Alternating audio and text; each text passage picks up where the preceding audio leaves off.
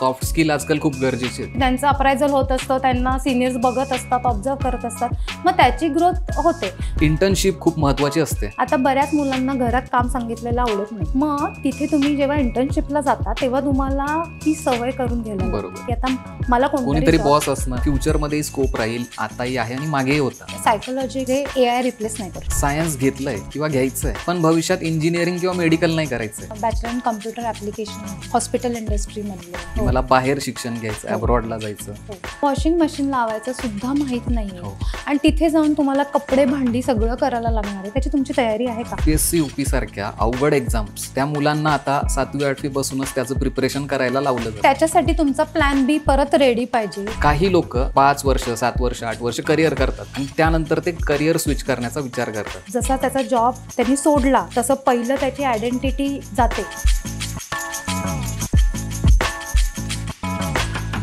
10वी आणि 12वी झाली की करिअर कशात करावं हा प्रश्न आजकाल मुलांना आणि त्यासोबतच पालकांनाही पडलेला असतो. कारण आजचं जग हे धावपळीचं जग आहे आणि या धावपळीच्या जगामध्ये कॉम्पिटिशन खूप जास्त वाढलेली आहे. तर जर करिअरची निवड करताना आपलं करिअर थोडंसं जरी चुकलं तर त्याचा परिणाम आपल्याला आयुष्यभर भोगावा लागू शकतो. यामुळे आपल्या करिअरची दिशा चुकू नये, करिअरची वाट चुकू नये म्हणून आपल्याला मार्गदर्शन करण्यासाठी करिअर ॲनालिस्ट सोनल वैद्य मॅम आज आपल्यासोबत आहेत. तर आपल्या सगळ्या करिअर संबंधीच्या प्रश्नांची उत्तरं त्या आज आपल्याला देणार आहेत. नमस्कार सोनल मॅम, तुमचं खूप खूप स्वागत आहे लगाव बत्तीच्या पॉडकास्टमध्ये. माझा पहिला प्रश्न तुम्हाला हा आहे की ज्या वेळेला आपली 10वी किंवा 12वी होते, ज्या वेळेला आपल्याला एखाद्या क्षेत्रामध्ये करिअर करायचं असतं, तर त्यावेळेला आपल्या डोक्यामध्ये असे कुठले क्रायटेरिया असायला हवेत की आपल्याला पुढे ॲडमिशन घेण्यासाठी ते महत्त्वाचे ठरतील किंवा आपल्या करिअरसाठी महत्त्वाचे ठरतील? सगळ्यात महत्त्वाचं तर 10वी 12वी नंतर आपल्याला नक्की कुठल्या क्षेत्रात इंटरेस्ट आहे. आपल्याला कुठल्या म्हणजे आता सोशल क्षेत्रात काम करायचं आहे का, मला काही रिसर्चमध्ये जायचं आहे का, किंवा मला काही म्हणजे डेटा रिलेटेड काम करायचं आहे. तर ह्या कामांची जर का या कामांचं स्वरूप जर का तुम्हाला माहिती असेल, तर तिथे तुम्हाला समजा त्याची क्लॅरिटी असेल तर तुम्ही तो क्रायटेरिया ठेवू शकता की मला नक्की कुठल्या दिशेने जायचं आहे. मग त्या रिलेटेड गोष्टीमध्ये मी थोडासा रिसर्च करणं गरजेचं आहे. की आता मला समजा लोकांना हेल्प करायला आवडते, तर ती कशा पद्धतीची हेल्प, म्हणजे मी जर का आम्ही जे सायकोलॉजीमध्ये सोशल इंटरेस्ट म्हणतो त्याच्यात HR पण येतात आणि काउन्सिलर पण येतात. पण मग मला HR बनून लोकांची मदत करायची आहे का, मला काउन्सिलर बनून लोकांची मदत करायची, ही क्लॅरिटी येण्यासाठी आधी त्या क्षेत्राच्या रिलेटेड थोडंसं म्हणजे आपण रिसर्च करणं गरजेचं आहे. ती एक आहे. दुसरी गोष्ट, मला किती पैसे कमवायचे आहेत, कारण करिअर आपण मेनली पैसे कमवण्यासाठी करतो. तर बरेचदा असं होतं की मुलांना काहीतरी वेगळं करिअर करायचं असतं आणि पॅरेंट्सना होतं की ह्याच्यातनं काय पैसा निघणार आहे. बरोबर. तर त्यामुळे तो एक सुद्धा महत्त्वाचा भाग आहे की मी जेव्हा माझ्याकडे मुलं येतात काउन्सिलिंगसाठी तेव्हा मी विचारते की जे आईबाबांचं जसं लाईफस्टाईल आहे तसंच पाहिजे, त्यांची जी गाडी आहे तशीच गाडी पाहिजे का तुला अजून त्याच्यावरची गाडी घ्यायची. मग तसं असेल तर तुला अजून मेहनत करायला लागेल, तसं असेल तर तुला त्या दृष्टीने तुझं करिअर निवडायला लागेल. तर ह्या गोष्टींचा विचार करणं फार गरजेचं. म्हणजे एकंदरीतच ज्यात करिअर करायचं आहे त्या संबंधीचा पूर्ण स्टडी करून मगच करिअर हे निवडायला पाहिजे. अर्थात तुम्ही साधं टी-शर्ट घ्यायला गेलं तरी जो दुकानदार एक टी-शर्ट दाखवेल किंवा 3 दाखवेल ते तुम्ही त्यातला घेता का एक नाही ना. तुम्ही जेवढे आहेत तेवढे दाखवा म्हणता ना. परत तुम्ही विचारता ह्या फॅशनमध्ये हा रंग नाहीये का. मग एवढा अभ्यास तुम्ही करिअरचा केला पाहिजे, कारण ते खूप महत्वाचं आहे. आपण आयुष्यभर त्याच्यावर आहे. 10वी नंतर ज्या वेळेला आपण विचार करतो करिअरचा, तर त्यावेळेला आर्ट, कॉमर्स आणि सायन्स या 3 ब्रांचचा मेनली विचार केला जातो जास्त करून. या व्यतिरिक्त लोक जास्त बघत नाहीत. पण जर आपल्याला या 3 ब्रांचेस व्यतिरिक्त काही शिकायचं असेल तर मग काय ऑप्शन्स आहेत आपल्याकडे? आता बेसिकली कसं आहे की अगेन तुमचा पर्पज काय आहे. जर का तुमचा पर्पज हा पैसे कमावणे, फक्त पैसे कमावणे आहे, तर मग ह्या 3 शाखांव्यतिरिक्त तुम्हाला वोकेशनल कोर्सेस आहेत ज्याच्यामध्ये बेकरी येईल, फॅशन डिझायनिंग येईल, किंवा तुम्हाला ITIचे जे कोर्सेस आहेत ते आहेत की इलेक्ट्रिशियन हे. पण आपल्याकडे सोसायटल नॉर्म्समध्ये काही जे प्रोफेशन आहेत किंवा काय त्याला आपण कमी लेखलं जातं. बरोबर. पण जर का तुमचं खरंच पॅशन असेल आणि खरंच तुम्हाला त्याच्यात, तर तुम्ही त्या मोठ्या ब्युटी पार्लर काढणं किंवा एक मोठं सलॉन काढणं. बरोबर. तर त्यामुळे अशा पद्धतीने जर का त्या मुलाचं तसं जर का ध्येय असेल की मोठं काहीतरी गोष्ट करायची. आता काही जण गाड्या रिपेअर करतात, तर ते एक छोटंसं गॅरेज किंवा मोठं मी गॅरेज काढून ते एकदम असं भारी तिथे प्राईम कस्टमरला सर्व्हिस देईल, तर त्याप्रमाणे तुमचं इन्कम वाढणार आहे. पण म्हणून मी म्हणलं इथे पर्पज महत्त्वाचं आहे. पण त्याला आयुष्यभर तू 10वी झालायस हे ऐकणं त्याला चालणार असेल तर ठीक आहे. किंवा 10वी नंतर त्यांनी हे सगळं केलं आणि साईड बाय साईड त्यांनी त्याची एखादी डिग्री जरी केली तरी तो ॲट अ टाइम दोन्ही गोष्टींमध्ये तो पुढे जाणार. म्हणजे बहुतेक वेळा काय होतं, एखाद्याला जर आर्टमध्ये करिअर करायचं असेल, समजा एखाद्याला जर पोएट्री शिकायची आहे, ते मटके बनवण्याचं, तर त्याला म्हणतात तू काय मातीची भांडे बनवणार आहेस. एक्झॅक्टली. तर असं होतं आणि यामुळे आर्टकडे आजही लोक जे आहेत ते कमी वळतात या भीतीनेच. आता माझ्याकडे जेव्हा पण मुलं येतात आणि तेव्हा त्यांना आर्ट्स हा माझा रिपोर्ट सांगतो की पर्सनॅलिटी आणि करिअर इंटरेस्टच्या दृष्टीने की आर्ट्स ही स्ट्रीम तुमच्यासाठी चांगली आहे, तेव्हा त्यांचे चेहरे एवढेसे होतात. आणि मला त्यांना सांगायला लागतं की आर्ट्समध्ये खूप चांगली करिअर आहेत. आज सगळं ग्राफिक डिझायनिंगचे जे आहे ते सगळं आर्ट्सच्या साईडला जाऊनसुद्धा तुम्हाला करता येतं आणि तुम्हाला खूप त्याच्यामध्ये स्कोप आत्ता खूप आहे.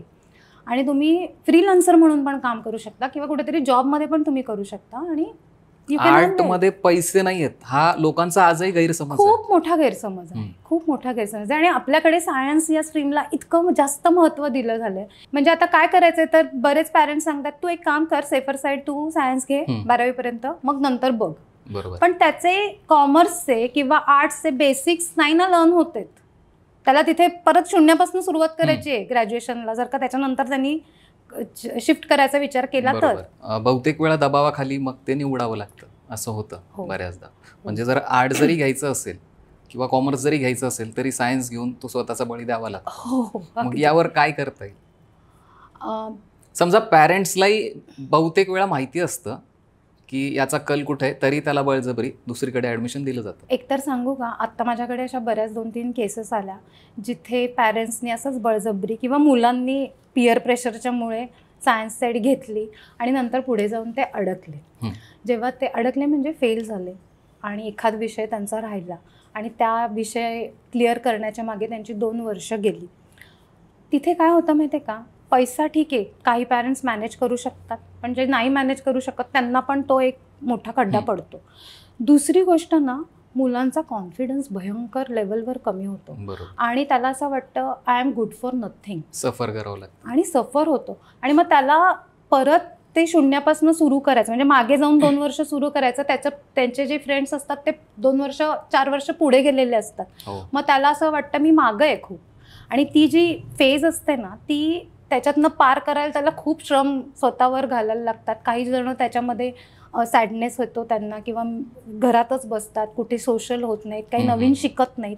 मग ते सगळं वाचवायचं असेल तर आता खूप टूल्स चांगले आलेले आहेत सायकोमेट्रिक असेसमेंटचे, ज्याच्यामध्ये तुम्ही त्या असेसमेंट घेऊन मुलाचा कल व्यवस्थित शोधू शकता आणि त्याप्रमाणे त्याला गायडन्स आम्ही देतो. त्या गायडन्सप्रमाणे जर का तुम्ही तसं इम्प्लिमेंट केलं तर मुलांना त्याचा फायदा नक्कीच होऊ शकतो. म्हणजे बऱ्याचदा असं होतं की मुलगा हा स्टक होतो स्टुडंट आणि त्याला स्वतःलाही समजत नसतं, मग त्यावेळेला त्याला ती सायकोलॉजिकल हेल्प मिळायला पाहिजे. एक्झॅक्टली. ओके. ज्या वेळेला आपण करिअर निवडतो तर कुठलंही करिअर निवडताना सॉफ्ट स्किल आजकाल खूप गरजेचे आहेत, तर ते किती महत्त्वाचे असतात करिअरच्या आधी शिकणं? ॲक्च्युली कसं झालं आहे की बऱ्याच स्टुडंट्सना असा गैरसमज आहे की मी क्वालिफिकेशन घेतलं, डिग्री मिळाली की मला जॉब हा मिळालाच पाहिजे. पण त्याच्याबरोबरचे जे सॉफ्ट स्किल्स जसं की टाईम मॅनेजमेंट आहे, कम्युनिकेशन स्किल्स आहेत, इमोशनल इंटेलिजन्स जो खूप महत्त्वाचा आहे आणि आता त्याचे लिडरशिपला ट्रेनिंग्स वगैरे होतात भरपूर. आणि असे बरेच सॉफ्ट स्किल्स आहेत. त्याच्यामुळे होतं काय, जर तुमचे सॉफ्ट स्किल्स चांगले असेल तर तुम्ही स्टँड आउट होता.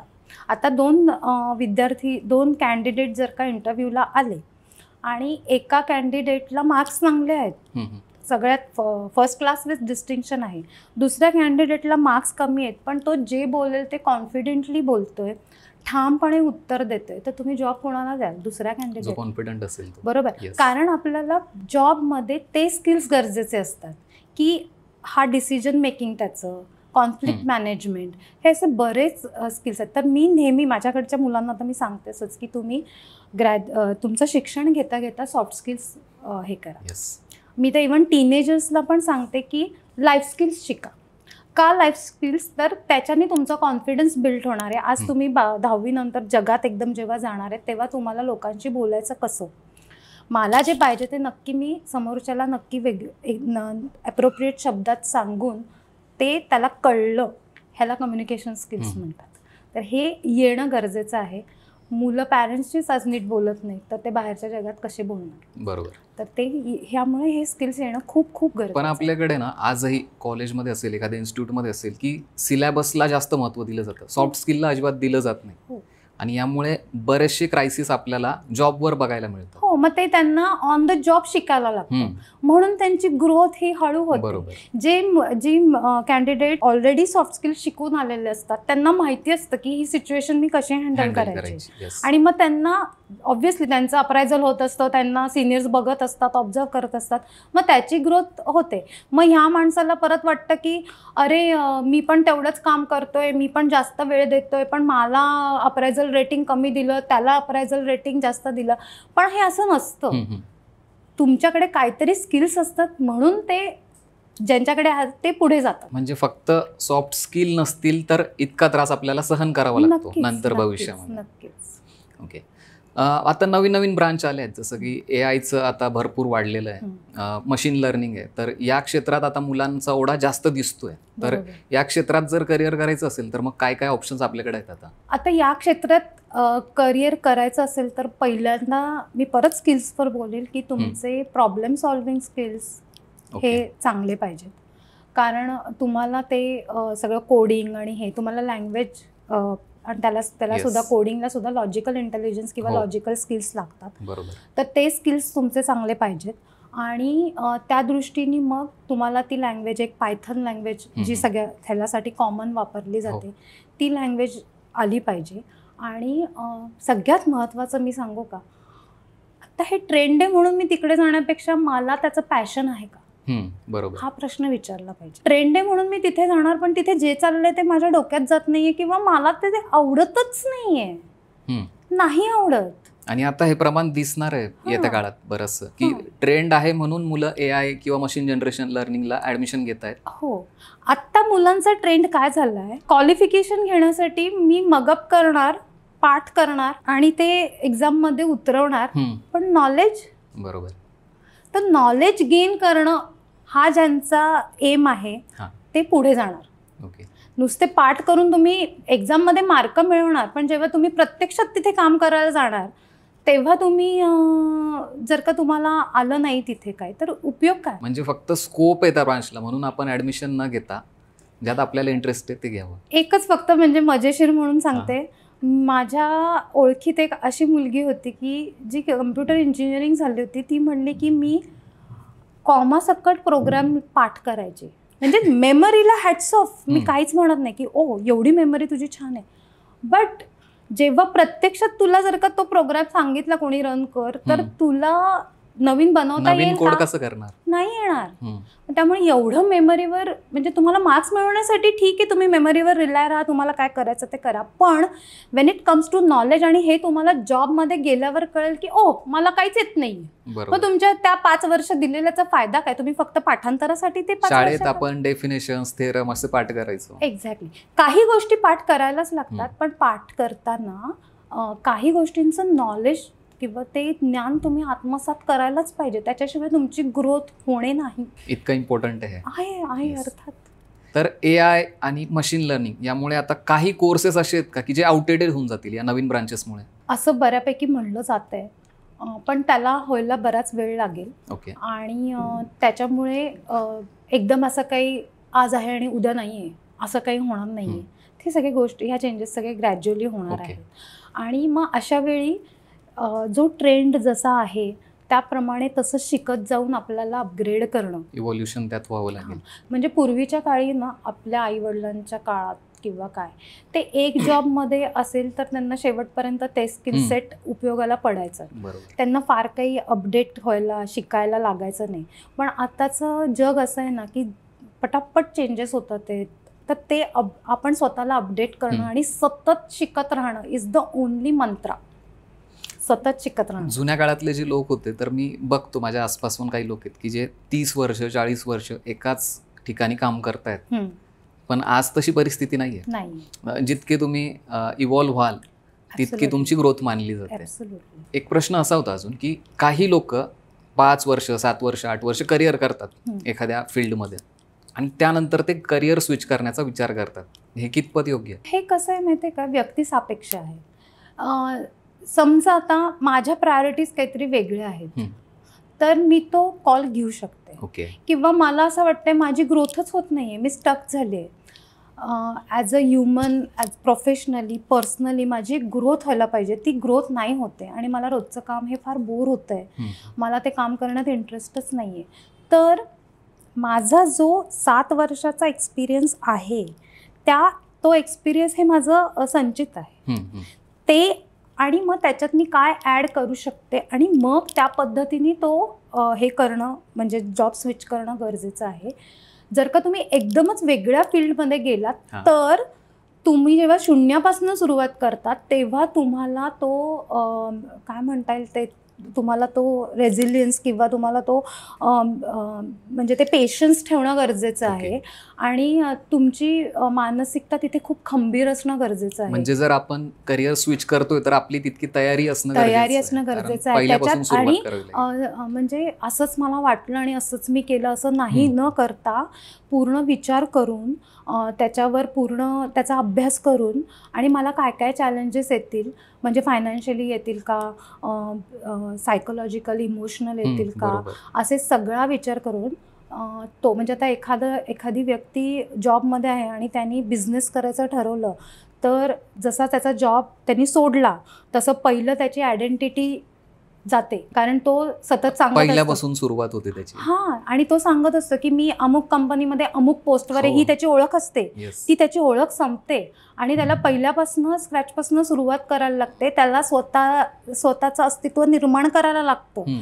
तर त्याला जे पेशन्स लागतात, त्याला जी स्ट्रेंथ लागते ती त्याला आणणं गरजेचं आहे, ती त्याला असणं गरजेचं आहे. हा निर्णय घेण्याच्या आधी तुम्हाला या सगळ्या गोष्टींची तयारी करणं फार गरजेचं आहे. अगदी. आणि आता तो एक फिक्स इन्कम तुम्हाला येतंय, ते अचानक बंद होणार, तर त्याच्यासाठी तुम्हाला तुमचा काय बॅकअप प्लॅन आहे, किंवा आपल्याला एक फिक्स इन्कम येत असेल तर ती आपला एक सवय झालेली असते, त्याच्याप्रमाणे आपले खर्च तयार झालेले असतात. तर ते जेव्हा आपले बंद होणार आहेत तर तेव्हा मला काय वाटेल, मी गरीब झाल्यासारखं वाटेल का? तर हे सुद्धा हे खूप इमोशनली हे प्ले करतं, आपल्याला समजत नाही. पण मग ह्याची सगळ्याची तयारी असणं हे खूप गरजेचं आहे. सगळ्या बाजूंनी त्यावर विचार करून मग निर्णय घ्यावा लागेल, नाहीतर आपल्याला सगळीकडून एक प्रकारचं स्टकनेस येऊ शकतो. अगदी. आणि आता बरेच ठिकाणी ह्याच्यासाठी काउन्सिलिंग पण प्रोव्हाइड केलेलं आहे, अवेलेबल आहे बेसिकली. तर ते घेणं पण गरजेचं आहे की मला काही गरज नाही, माझं मी हँडल करेन असं म्हणतं कुठे ना कुठेतरी हा प्रॉब्लेम येतो. याची एकदा तयारी झाली की मग तुम्हाला ते काउन्सिलर शेवटी काय करतात, तुम्हाला ती तयारी करून देतात मनाची. ते तुम्हाला पॉईंट्स सांगतात की ह्याच्यावर तुला विचार करणं गरजेचं आहे. मग ते तिथे एकदा आपण रिफ्लेक्ट झालो, विचार केला की मग आपल्याला त्याचा फायदा होऊ शकतो. बरेच जण एज्युकेशन करतात, करिअर चांगलं निवडतात, त्यानंतर काही वर्ष ते करतात आणि अचानक शेतीकडे वळून जातात किंवा काहीतरी छंद वगैरे बघतात त्यांचा आवडीचा आणि त्याकडे वळतात.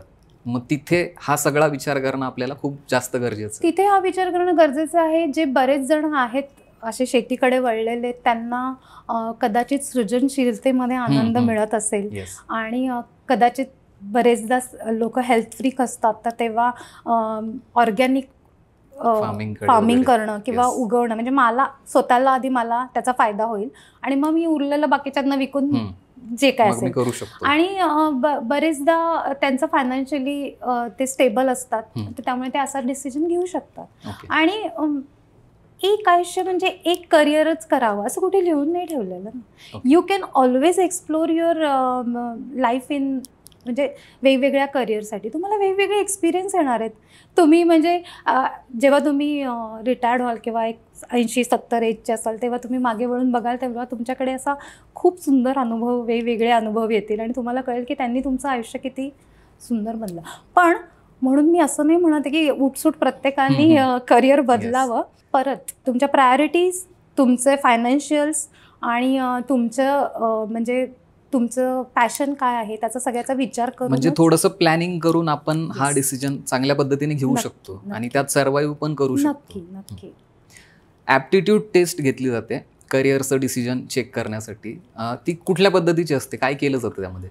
ॲप्टिट्यूड टेस्टमध्ये तुमचा कल कुठे आहे किंवा तुमचे स्किल्स कसे आहेत ते बघितलं जातं. पण त्याच्यावरनं नुसतं त्या टेस्टवरनं करिअर सांगितले तर ते कदाचित चुकू शकतं. अच्छा. आता बाजारामध्ये भरपूर सायकोमेट्रिक टेस्ट आहेत ज्या बऱ्याच गोष्टी म्हणजे कव्हर करतात की पर्सनॅलिटी काय आहे, करिअर इंटरेस्ट काय आहे, स्किल्स आणि म्हणजे हा कल काय आहे, आणि त्याच्यात मिळून तुम्हाला करिअर ऑप्शन्स देतात. Yes, okay. तिथे थोडी ॲक्युरेसी जास्त येते.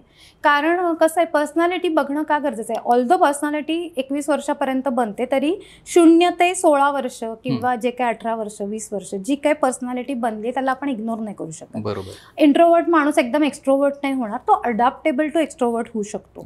मग अशा वेळी इंट्रोवर्ट माणसाला जर का तुम्ही रिसर्च दिला तर तो एका जागी, त्याचा बैठक चांगली असते, तो एका जागी बसून ते रिसर्च करू शकतो. पण एक्स्ट्रोवर्ट माणसाला तुम्ही रिसर्च दिला तर तो सारखा डिस्ट्रॅक्ट होणार आणि त्याला वाटणार काय त्रास आहे मला हे काम दिलंय. तर अनलेस अँड अंटिल त्याचं पॅशन नाही आणि किंवा त्याला तो आपण कंट्रोल करायला, पर्सनॅलिटीचा प्रभाव हा कुठेतरी असतो करिअरवर. ॲब्सोल्युटली असतो. त्यामुळे तुमच्या पर्सनॅलिटीचा आधी अभ्यास करून त्याचा स्टडी करून मगही करिअर हे निवडायला पाहिजे. एक्झॅक्टली. आणि मी तुम्हाला फक्त पर्सनॅलिटीचा इंट्रोवर्ट एक्स्ट्रोवर्ट हे दोनच गोष्टी सांगितल्या. याचे बरेच अँगल असतील. अजून अँगल आहे. बऱ्याचदा एखाद्या स्टुडंटची परिस्थिती जी असते तर ती खूप साधारण असते. तर त्यांच्याकडे असं असतं की त्यांना लवकर एज्युकेशन घेऊन लवकर नोकरीला लागायचं असतं. असे कुठले कोर्सेस आहेत की ज्यामध्ये खूप लवकर एज्युकेशन तुमचं कम्प्लीट होऊ शकतं आणि मग तुम्ही लवकर जॉब करू शकता? मग अशा वेळी व्होकेशनल कोर्सेस तुम्ही नक्कीच विचार करू शकता. जिथे जसं मी सांगितलं बेकरी आहे, फॅशन डिझायनिंग आहे, नंतर ग्राफिक डिझायनिंग, स्किल बेस्ड आहे ते. पण तिथे सुद्धा आहे ना, परत तिथे सुद्धा पर्सनॅलिटी बघितली पाहिजे आणि स्किल सेट बघितलं पाहिजे आणि मेन मुलाचं पॅशन काय आहे, त्याला खरंच ते करायचं आहे का ते बघणं गरजेचं आहे. फक्त घाईघाईत निर्णय न घेता परत इथे इंटरेस्टचाच विषय. आणि काय होतं माहितीये का, हे 10वी 12वीचं जे एज असतं त्याच्यात एवढी क्लॅरिटी आलेली नसते अजून. मुलं चाइल्डहुड मध्येच असतात आणि ते उगाच आपली उंची वाढते, मोठे दिसतात म्हणून पालकांना आणि सगळ्यांना, समस्त समाजाला वाटतं की आता हे मोठे झाले, मुलगा मोठा झाला, मुलगी मोठी झाली, पण त्यांना ती रिस्पॉन्सिबिलिटी येत नाही. मग त्याच्यासाठीच जेव्हा तुम्ही ते टीनेजमध्ये असतात तेव्हा त्यांना लाईफ स्किल्स शिकवले की ती हळूहळू रिस्पॉन्सिबिलिटी आलेली असते. त्यांना समजतं मग आपल्याला रिस्पॉन्सिबल आहोत आपण, आणि त्यांना हे बोलणं गरजेचं आहे की तुझी उंची वाढली म्हणून तू काय आता मोठा नाही आहेस, तर तुला ही रिस्पॉन्सिबिलिटी, तू मोठा झालास ना, मग एक रिस्पॉन्सिबिलिटी तू स्वतः इंडिपेंडेंटली हँडल कर. असं तुम्ही त्याला तयार केलं तर तो रिस्पॉन्सिबल होणार आहे. तर तो एक्झॅक्टली, तर तो विचार करणार आहे की मी आत्ता जे निर्णय घेतोय ते मला पुढे लाईफमध्ये कामाला येऊ शकतो. एक्झॅक्टली. म्हणजे व्होकेशनल कोर्सेस जरी निवडायचे असतील तरी त्यासाठी तितकाच महत्त्वाचा विचार करणं गरजेचं आहे, कारण त्यावर आपलं लाईफ डिपेंड असणार आहे. इंटर्नशिप खूप महत्त्वाची असते. काय महत्त्व असतं इंटर्नशिपचं आणि ती कोणत्या पद्धतीने मिळवली गेली पाहिजे, कशी पाहिजे? जेव्हा आपण कुठलंही एज्युकेशन घेतो तेव्हा आपण फक्त डिग्री घेतो, त्याचा सिलेबसचा अभ्यास करतो वगैरे. पण जेव्हा आपण त्या रिलेटेड ह्याच्यामध्ये इंटर्नशिप करतो तेव्हा आपण तिथला तो एक्सपिरियन्स घेतो. म्हणजे पण मग इंटर्नशिपमध्ये तुम्हाला अगदी बेसिक लेवलची कामं असतात, कारण लगेच तुम्हाला काही मेन तुम्हाला ॲनालिसिस करायला किंवा काय अशी कामं देणार नाही आहे. तर तुम्हाला पहिले एक्सेलवर कामं करायला दिली जातील किंवा काय, तर तुम्हाला ते बेसिकपासनं स्टार्ट करता येतं आणि तो एक्सपिरियन्स घेता येतो. आता मला समजा डेटावर काम करायचं आहे, पण मला जोपर्यंत डेटा माझ्या हातात नाही आहे तोपर्यंत मी त्याच्यावर कशी काम करणार? तर तो जो अपॉर्च्युनिटी आहे, ती अपॉर्च्युनिटी ती तुम्हाला इंटर्नशिपमध्ये मिळते. त्या व्यतिरिक्त तुम्हाला त्या ऑर्गनायझेशनमध्ये वातावरण कसं आहे, मी तिथे कसा ॲडजस्ट होणार आहे. आता बऱ्याच मुलांना घरात काम सांगितलेलं आवडत नाही, बरोबर? मग तिथे तुम्ही जेव्हा इंटर्नशिपला जाता तेव्हा तुम्हाला ती सवय करून घ्यायला लागते. बरोबर. की आता मला कोणीतरी बॉस असणार आहे. कोणतरी बॉस असणार आहे. मी प्रत्येक वेळी काही लगेचच पोस्टवर जाऊन माझा पायऱ्या चढायच्यात. मी प्रत्येक वेळी लगेच पोस्टवर जाणार नाही. तर तो जो प्रवास तिथे सुरू होतो, तिथे तो एक्सपिरियन्स गेन होतो. तिथे आपल्याला कळतं की आपले कुठले ॲटिट्यूड आपल्याला थोडेसे चेंज करायला लागणार आहे, कुठले चेंज करायला लागणार आहेत, कुठले वाढवायला लागणार आहे, आणि ही संधी तिथे मिळते. आता ही इंटर्नशिप कशी घ्यायची, तर सगळ्यात महत्त्वाचं लिंक्डइन प्रोफाईल करणं, आणि जे कोणी म्हणजे ज्या फील्डमध्ये तुम्हाला जायचं आहे त्यांना एक कोल्ड मेल्स करून तिथे तुम्ही हे करू शकता. पण इंटर्नशिपमध्ये काम करायची तयारी पाहिजे मुलांची. आज मुलांना असं पाहिजे की ग्रॅज्युएशन म्हणजे काय, जे डिग्री झाली, क्वालिफिकेशन झालं, त्यानंतर मग मला अमुक इतक्या सॅलरीचा जॉबच पाहिजे. इंटर्नशिप टाळतात. पण इंटर्नशिप तुम्हाला खऱ्या अर्थाने तयार करते जॉबसाठी. तर त्यामुळे इंटर्नशिप ही खूप मस्ट आहे. आणि मग इंटर्नशिपमध्ये जी कामं पडतील ती करणं गरजेचं आहे. त्यांनी तुमची पर्सनॅलिटी बनणार आहे, त्यांनी तुम्हाला समजणार आहे की वर्क कसं ॲक्च्युली वर्किंग कल्चर असतं, कसं काम करायला लागतं, कसं बोललं पाहिजे, ह्या सगळ्या गोष्टी तिथे डेव्हलप. कामाची ओळख आपल्याला बेसिक ॲक्च्युली इंटर्नशिपमध्ये होणार आहे. फार्मिंगचं बरंच फॅड आहे आजकाल. प्रत्येकाला शेती करायची असते, गावाकडे जाऊन राहायचं असतं छान. फार्मिंगसाठी कुठले कोर्सेस आहेत की जे आपल्याला त्यामध्ये डेव्हलपमेंट देऊ शकतात? 12वी सायन्स नंतर basically PCB group, physics chemistry bio group नंतर BSc ॲग्रिकल्चर आहे, हॉर्टिकल्चर आहे, आणि डेअरी सायन्स, ॲनिमल हजबेंडरी, असे बरेच कोर्सेस आहेत. म्हणजे मी सांगेन की PCB या ग्रुप असल्यानंतर 12वी नंतर जवळजवळ 25 ते 30 कोर्सेस तुमच्याकडे अवेलेबल आहे, आणि विच गिव्ज यू ऑलमोस्ट एक मी तरी सांगू शकते एक 60-75 वेगवेगळे रोल्स तुम्हाला करिअरचे त्याच्यात आहेत. म्हणजे भरपूर सारे ऑप्शन्स आहेत शेतीमध्ये. भरपूर. ऑर्गॅनिक फार्मिंगकडे ओढा असतो बऱ्याच जणांचा, तर त्यासाठी काही वेगळा कोर्स आहे का? BSc ॲग्रिकल्चरमध्येच तुम्हाला त्याच्या सगळ्याचं हे मिळेल. आणि इवन मी एक डिप्लोमा पण बघितलेला आहे जो रिलेटेड टू ॲग्रिकल्चर आहे. म्हणजे ज्यांना PCM म्हणजे फिजिक्स केमिस्ट्री पण नको घ्यायला, म्हणजे ज्यांना टेक्निकल सब्जेक्ट नको, फक्त काहीतरी रिलेटेड पाहिजे. म्हणजे तुम्ही बरेचसे फील्ड आहेत अशा की ज्यातनं तुम्ही शेतीचं शिक्षण घेऊ शकता आणि आरामात तुम्ही त्यात करिअर करू शकता. अशा कुठल्या ब्रांचेस आहेत की ज्यांना फ्युचरमध्ये स्कोप राहील, आताही आहे आणि मागेही होता, अशा कुठल्या ब्रांचेस? तर AI तर आहेच आहे. सेकंडली आता सायकोलॉजी एक खूप इमर्जिंग फील्ड आहे, आणि जे AI रिप्लेस नाही करू शकत. बरोबर, कधीच नाही करू शकत. तर त्यामुळे म्हणजे काही पार्ट त्यातले AI हे करू शकतो, पण पूर्ण जेव्हा तुम्ही थेरपी म्हणा किंवा काय ज्या गोष्टी आहेत त्या थेरपिस्टनाच बेसिक काउन्सिलिंग वगैरे AI करू शकतं भविष्यामध्ये, पण त्याच्या पुढे जाऊन जर काही गोष्टी असतील तर त्या नाही हँडल. कारण प्रत्येक पर्सनची हिस्ट्री वेगळी असते, त्याचा चाइल्डहुड ट्रॉमा वेगळा असतो, आणि तो तिथे AI सगळ्या गोष्टीमध्ये तो नाही हे करू शकणार. तर सायकोलॉजी हे खूप चांगलं हे आहे, आणि एज्युकेशनल आणि टेक्नॉलॉजी मिळून जे काही फील्ड्स होतात तर तिथे पण तुम्ही ते हे करू शकता. ते पण एक नवीन फील्ड्स आहेत. 11वी-12वीला सायन्स घेतलंय किंवा घ्यायचंय, पण भविष्यात इंजिनिअरिंग किंवा मेडिकल नाही करायचंय, मग काय ऑप्शन्स आहेत? परत मग PCM आणि PCA, एक तर प्युअर सायन्सेस आहेत जिथे तुम्ही BSc हे करू शकता. त्याच्या व्यतिरिक्त पण असे बरेच आहेत की आता बॅचलर इन कम्प्युटर ॲप्लिकेशन आहे, तिथे पण तुम्ही जाऊ शकता, म्हणजे इंजिनिअरिंग न करता. नंतर बरेचसे म्हणजे हॉस्पिटल इंडस्ट्रीमधले किंवा म्हणजे जे परत PCBमध्ये येतील असे भरपूर आहेत. म्हणजे मी आता पटकन मला आता पटपट सगळी अशी नावं आठवत नाही आहेत, पण भरपूर कोर्सेस तिथे आहेत, भरपूर ऑप्शन्स अवेलेबल आहेत. फक्त सध्या लोकांचं हे फक्त मेडिकल आणि इंजिनियर असं झालेलं आहे, आणि खूप मुलांना ते रेसमध्ये जाऊन ते खूप कॉम्पिटिटिव्ह एक्झाम ती हे करणं, आणि त्याच्यानंतर सुद्धा मुलांना पाहिजे तितके मार्क मिळत नाही, मग त्याच्यानंतरचं फ्रस्ट्रेशन असं मी सतत बघते आता. पण त्यामुळे मी पालकांना नेहमी सांगत असते की तुम्ही आधीच तुमचा प्लॅन A प्लॅन B तयार ठेवा, त्याच्यामुळे तुम्हाला फायदा होईल. तरी मला असं वाटतं की आता मागच्या 10 वर्षापूर्वी ही परिस्थिती जास्त तीव्र होती की सायन्स घेऊन इंजिनिअरिंग आणि मेडिकलकडे वळायचं, तर आता गेल्या काही वर्षात ती बऱ्याच प्रमाणात थोडीशी शिफ्ट झाली आहे. आर्ट फील्डकडे असेल किंवा कॉमर्सकडे असेल दुसरीकडे, तर हे आहे ना अजून समाजात तसं की थोडंसं फॅड कमी झालंय असं वाटतंय का तुम्हाला? काही वेळा आता मी माझ्याकडे जे क्राऊड येतो त्याच्यावरनं सांगते की काही वेळा मुलंच म्हणतात की मला नाही करायचं हे, पण काही वेळा पालकांनाच एवढं हे असतं की ते 8वी-9वी पासूनच ते JEEच्या क्लासेसला मुलांना घालतात.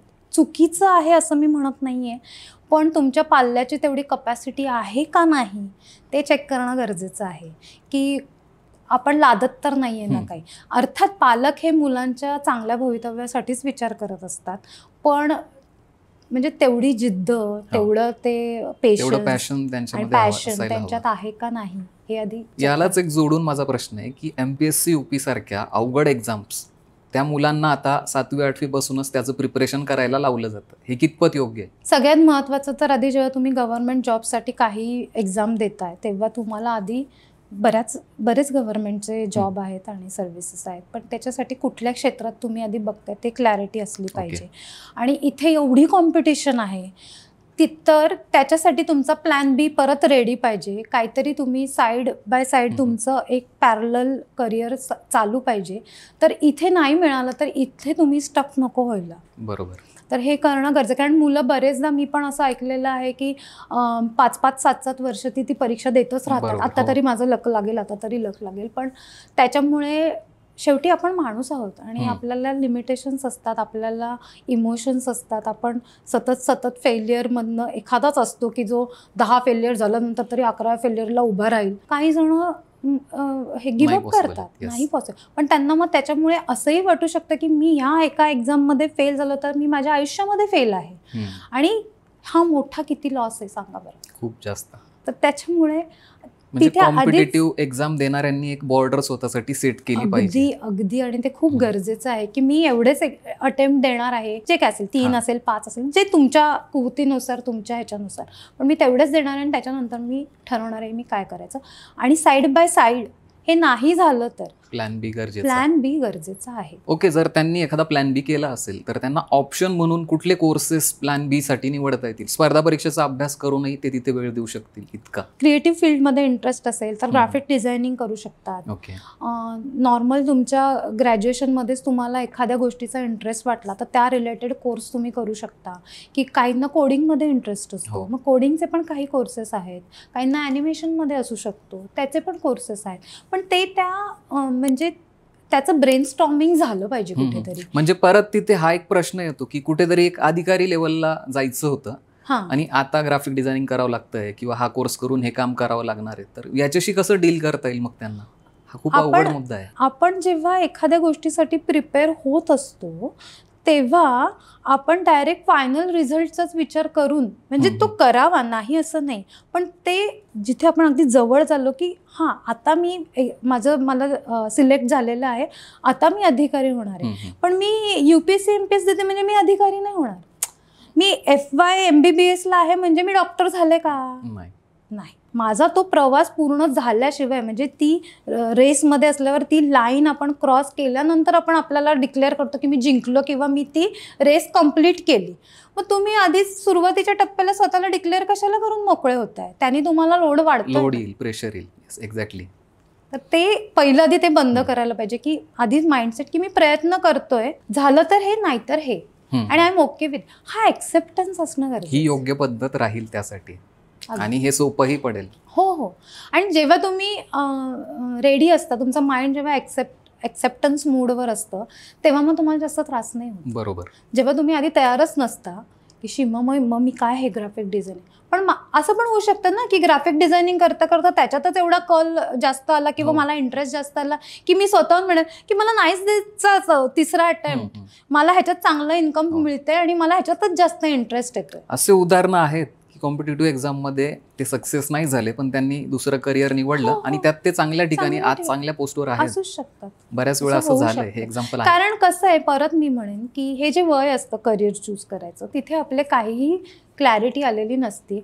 मुलं एक्सप्लोर करत असतात गोष्टी आणि हळूहळू त्यांना समजायला लागतं. त्यामुळे करिअर हे एका दिवसात डिसाईड होत नाही. त्याला चांगला 4-5 वर्षाचा स्पॅन असतो. Okay. आणि जसं जसं तुमचं क्लॅरिटी येते तसं तुम्ही स्किल्स तुमचे डेव्हलप केले, तसं तुम्ही गोष्टी डेव्हलप केल्या, तर तुमची एक वेगळी चांगली पर्सनॅलिटी होऊन तुम्हालाच क्लॅरिटी येऊ शकते की हा मी ह्याच्यात बेस्ट आहे.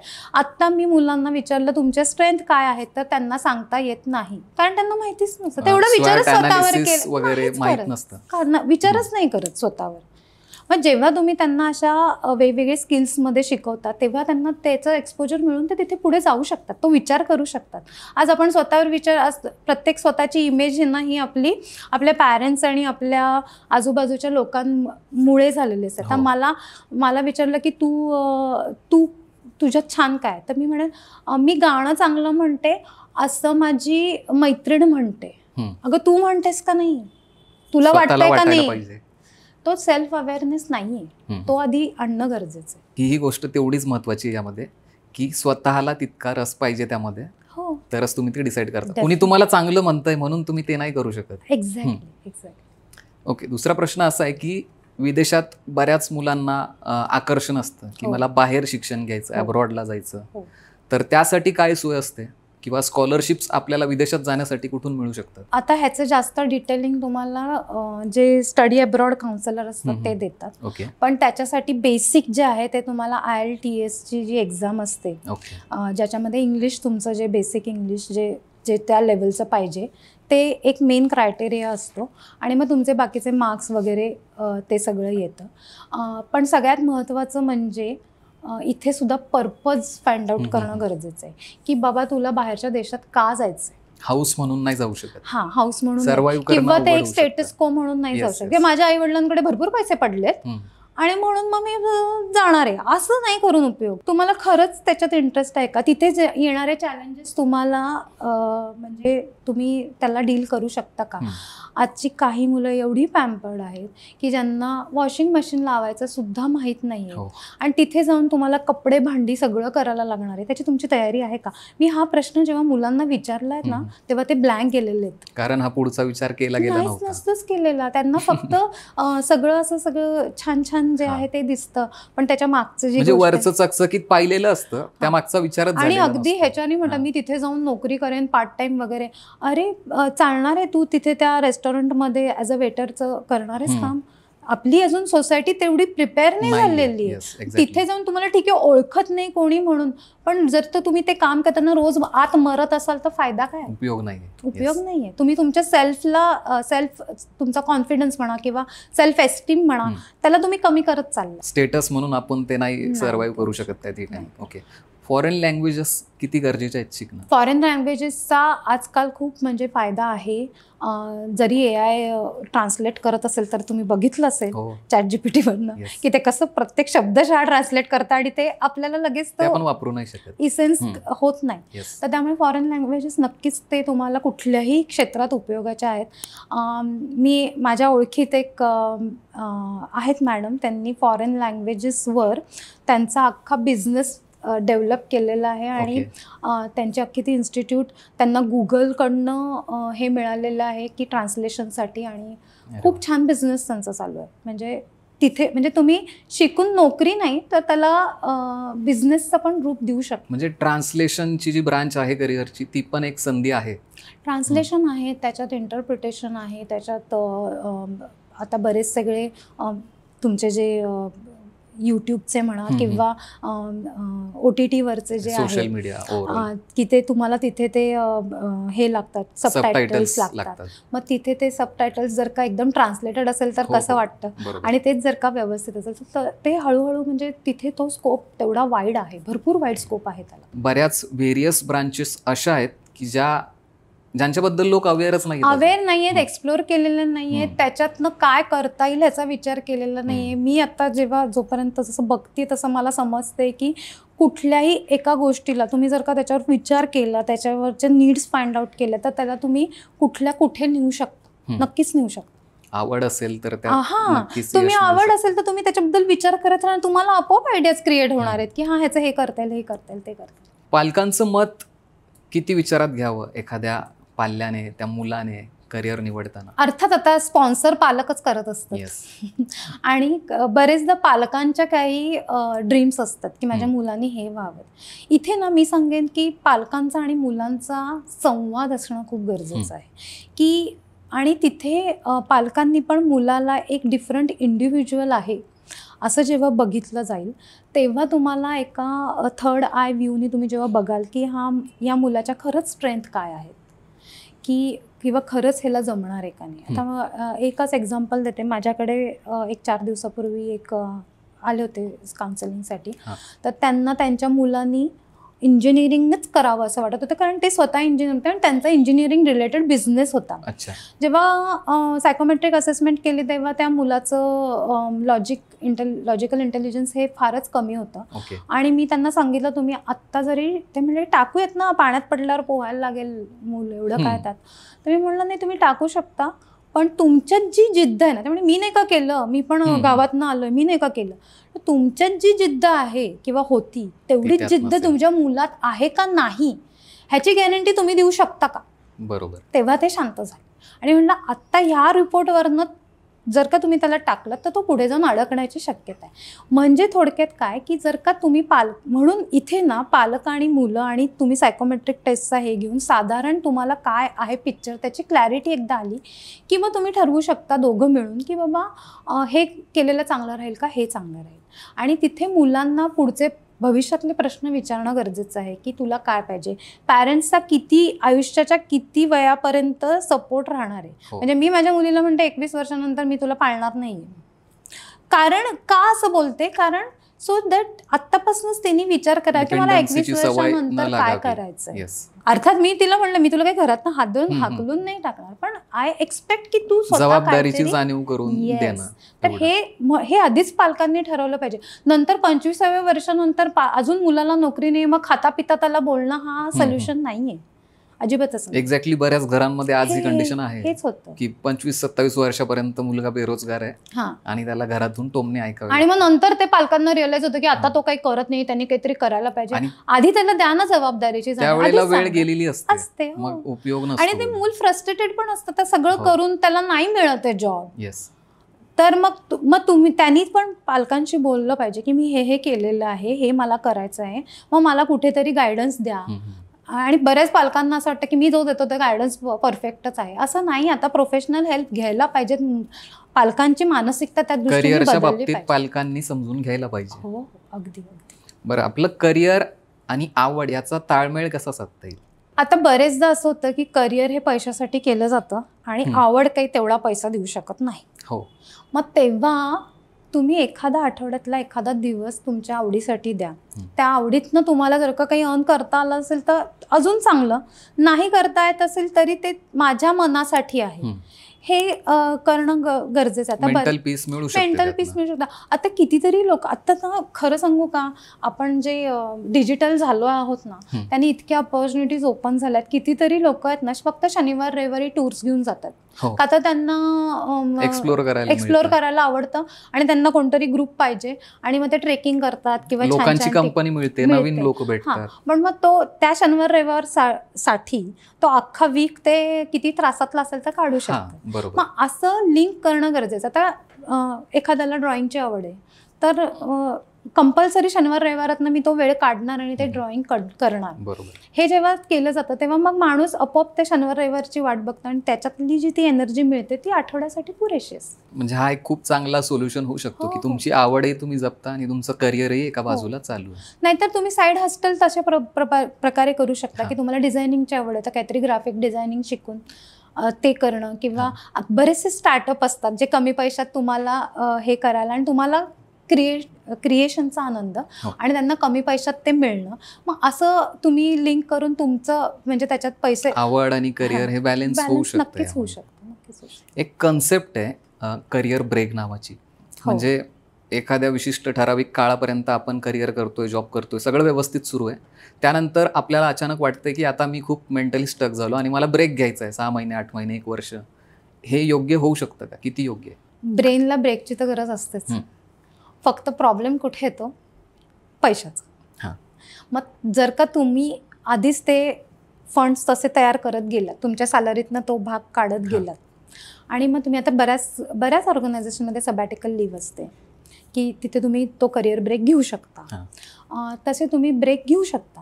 फक्त तुम्ही अगेन इथे सुद्धा की मला ब्रेक का घ्यायचा आहे, मी त्या ब्रेकमध्ये काय करणार आहे, नंतर मला तो ब्रेक घेतल्याने मला काय फायदा होणार आहे, हे विचार करणं गरजेचं आहे. कन्क्लुजन फिक्स पाहिजे. हां, असं रँडमली काहीतरी करणं म्हणजे मग तिथे तुम्हाला स्ट्रगल होतं, चॅलेंजेस जास्त येतात.